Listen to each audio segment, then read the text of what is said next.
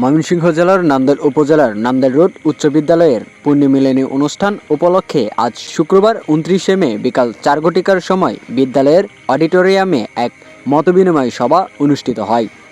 উক্ত অনুষ্ঠানে সভাপতিত্বের দায়িত্বে ছিলেন নান্দেল প্রেস ক্লাবের সভাপতি সাংবাদিক বাবুল। অনুষ্ঠানে সঞ্চালনার দায়িত্বে ছিলেন রিপন মাস্টার।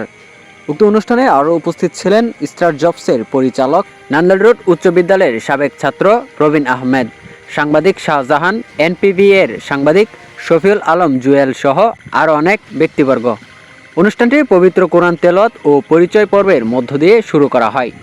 অনুষ্ঠানে নান্দেল রোড উচ্চ বিদ্যালয়ের ১৯৬৫ ব্যাচের শিক্ষার্থী সহ বর্তমান ২০২৬ ব্যাচের শিক্ষার্থীদের অংশগ্রহণের মাধ্যমে অনুষ্ঠিত হবে এই পূর্ণমিলনী অনুষ্ঠানটি।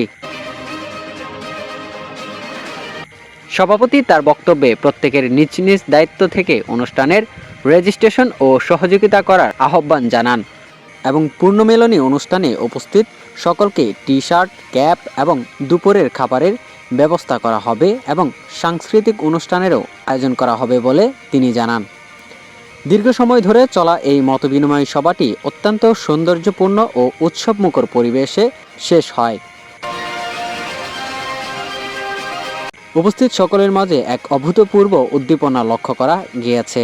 পরিশেষে উপস্থিত সবাইকে ধন্যবাদ জানিয়ে এবং একটি সফল পূর্ণমিলনী উপহার দেওয়ার দৃঢ় প্রত্যয়কে ব্যক্ত করে বিশেষ দোয়া ও মুনাজাতের পর সভাটি সমাপ্তি ঘোষণা করা হয়। ময়মনসিংহ থেকে Pabel Hossain Kabya, that's report, PHK Bangla news.